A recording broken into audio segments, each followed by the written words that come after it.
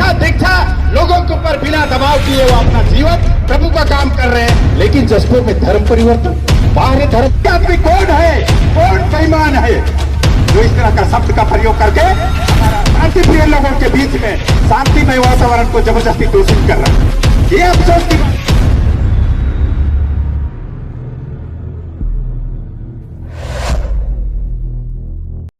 बड़ा अजीब सा लग रहा है आज का दिन, खासकर मेरे लिए, और वो इसलिए जिस तरह से भाई अभिनंदन ने कहा है, मैं यहीं का विद्यार्थी हूं, यहीं मेरा जीना खाना रहा पूरा बचपन से लेकर अभी तक कहना चाहिए जसपुर जिला में।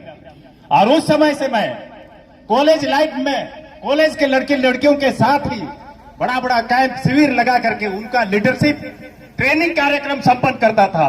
और आज भी मैं चर्चा सरकारी नौकरी जॉब को छोड़कर आपके बीच में एक सामाजिक कार्यकर्ता के रूप में आपके बीच कर। साथियों, आज कहना चाहूंगा, जब दुनिया में पाप भर गया था, क्या बोला? जब दुनिया में पाप भर गया था तब इस दुनिया में ईसा मसीह का आना जरूरी हो गया था। जब दुनिया में पाप भर गया था, ईसा मसीह का आना जरूरी हो गया था। जब छत्तीसगढ़ में जसपुर में इस तरह आतंकवादी उन्माद फैलाने वालों की तादा लग गई, तो हमारा छत्तीसगढ़ में ईसाई आदिवासी महासभा का आना जरूरी हो गया। वाह वाह वाह वाह। मैं मंच के सभी जिम्मेदारी पदाधिकारियों को, खासकर हमारा प्रदेश अध्यक्ष सम्मानीय अनिल भाई जी हैं, हमारे संयोजक अभी जा रहे हैं डॉक्टर बखला जी हैं, आप सभी यहाँ जितने भी हमारे फादर सिस्टर धर्म बहने और तमाम हमारे बुद्धिजीवी, हमारे पत्रकार, पुलिस मित्रों, मैं सबको धन्यवाद देते हुए मैं अपनी वक्तव्य थोड़े ही शब्दों में मैं रखना चाहूंगा, और जिसे कि आप दिल थाम करके सुन लीजिए।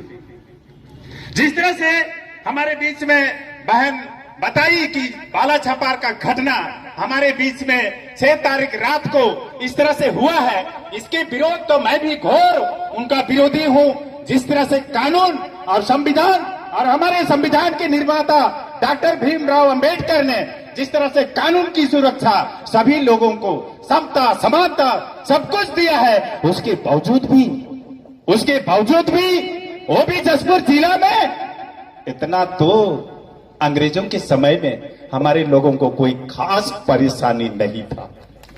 लेकिन आज इस देश से अंग्रेजों के जाने के बाद हिंदुस्तान के काले लोग, मैं कहना चाहूंगा कि जसपुर के काले लोग आज धर्म परिवर्तन,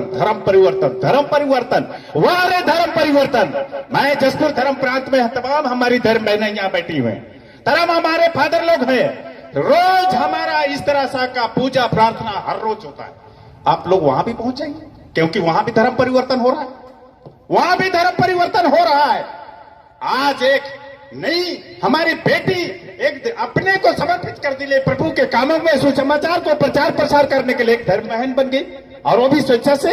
और उसके घर में 9 बजे से लेकर और वापस आना, और उसके बाद में वहां और भी फादर सिस्टर लोग थे, धन्यवादी विस्सा था, उसके लिए उनको आमंत्रण किया गया था। जिस तरह से बहन ने, पन्ना मैडम ने बताई, उसी तरह से वहां कार्यक्रम आयोजन किया गया था। बहुत अफसोस की बात है, इस तरह से भी होता है हमारे साथ। उसी तरह से हमारे युवा साथियों ने कहा कि जिस तरह से जैसा किए हो, लेकिन अब नहीं चलेगा। सभी ने कहा कि शांति प्रिय लोग, सभी ने कहा कि हमारा जसपुर शांति प्रिय लोग हैं, और धर्म और बाइबल के आधार पर अपना जीवन स्टाइल, अपनी शिक्षा दीक्षा लोगों के ऊपर बिना दबाव किए वो अपना जीवन प्रभु का काम कर रहे हैं। लेकिन जसपुर में धर्म परिवर्तन, बाहरी धर्म परिवर्तन, बखला भी बोल रहे थे, छोटा पानी ला करके लोगों के ऊपर छींट दिया तो आदमी हिंदू से क्रिश्चियन बन गया और क्रिश्चियन से हिंदू बन गया। ऐसा होता है क्या? ये आस्था की बात है। मैं जानता हूं कि मैं किसी के कहने पर मैं ईसाई धर्म नहीं मानता हूं, ये मेरी आस्था की बात है।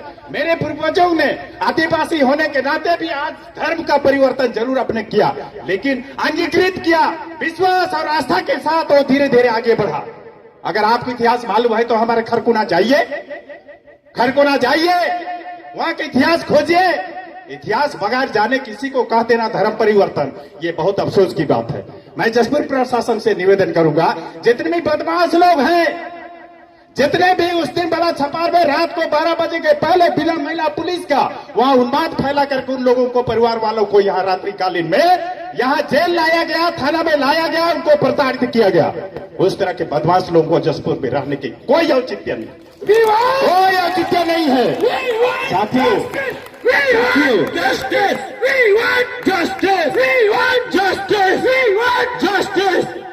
साथियों, उनको यहाँ रहने की कोई औचित्य नहीं।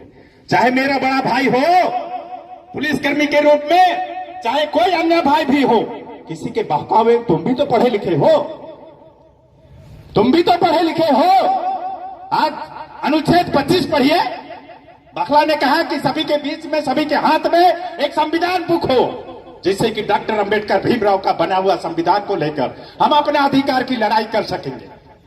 किसी ने कहा है, एक आदमी जा रहा था और ऊपर से उस आदमी को एक झप्पड़ मारा, अबे बोला, फिर चुप हो गया, फिर लौटा, फिर दूसरा झप्पड़ मारा, फिर लौटा गया और फिर लौटा, फिर तीसरा झप्पड़ मारा। तीसरा झप्पड़ मारने के बाद जो निर्दोष आदमी था, कुछ भी गुनाहगार नहीं था, वो भी सवाल करना शुरू कर दिया। क्या बोला? अरे पहली बार मारे, दूसरी बार मारे, तीसरी बार तुम्हारे बाप का खाया हूं, तुम मार रहे हो, क्या कारण है? बिना कारण बताए वो भी सवाल जवाब खड़ा कर दिया। तो उसी तरह से हमारा जसपुर का धरती इतना शांति प्रिय धरती है, यहाँ ईसाई लोग हैं। हमारा जसपुर धर्म प्रांत में 22% लोग ईसाई धर्म के मानने वाले हैं, क्रिश्चियन हैं, चाहे जीएल, चाहे रोमन कैथोलिक, लेकिन इतने लोग हैं, शांति प्रिय लोग हैं, धर्म बहन माँ बाप सभी फादर्स, सभी सिस्टर लोग इस तरह से जीवन निर्वाह कर रहे हैं और प्रभु के काम को कर रहे हैं, किसी के ऊपर दबाव नहीं।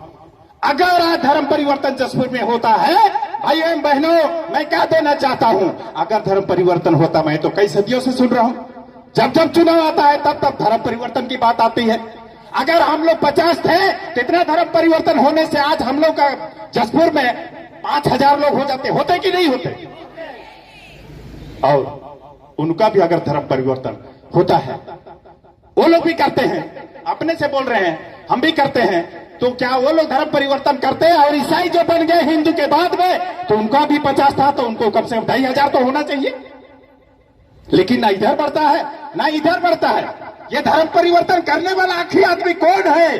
कौन बेईमान है जो इस तरह का शब्द का प्रयोग करके हमारा शांति प्रिय लोगों के बीच में शांतिमय वातावरण को जबरदस्ती दूषित कर रहा है? ये अफसोस की बात है। और इसीलिए वही चलता हुआ बूढ़ा जो सवाल किया, तीसरी बार मार खाने के बाद, उसी तरह से जसपुर कंचाल में आदिवासी ईसाई संगठन और पूरा छत्तीसगढ़ से कहेंगे कि उसी के तारतम्य में ये कार्यक्रम आज संपन्न हुआ है। इसलिए मैं उनको धन्यवाद देता हूं कि आज बार बार ऐसा ही होगा, बार बार ऐसा ही होगा। पहली बार, दूसरी बार, तीसरी बार, कई घटनाओं को हमने देखा है, परखा है, चाहे वो लठभोरा कांड क्यों ना हो, लठभोरा कांड क्यों ना हो, कहीं ना कहीं अपवाद, कहीं ना कहीं उन्माद फैलाना। जब जब चुनाव आता है तब तब धर्म परिवर्तन, कहीं मंदिर तोड़ा गया, कहीं कुछ किया गया, इसी तरह की बातें आती हैं। भाइयों एवं बहनों, जो बेमतलबी वाला बात है, उस तरह से हम लोग को उसमें नाराजगी और गुस्सा होना नहीं है। लेकिन भारत का संविधान डॉक्टर भीमराव अंबेडकर ने बनाया है, समता का अधिकार जो भी हमारे लिए कानून दिया गया है, उसी कानून के तहत में सत्य में जयते, एक दिन विजय होगी, एक दिन विजय होगी, आज नहीं तो कल। भाइयों एवं बहनों, इस हिंदुस्तान की आजादी की लड़ाई में भी महात्मा गांधी को कई लोगों ने गाली दिया।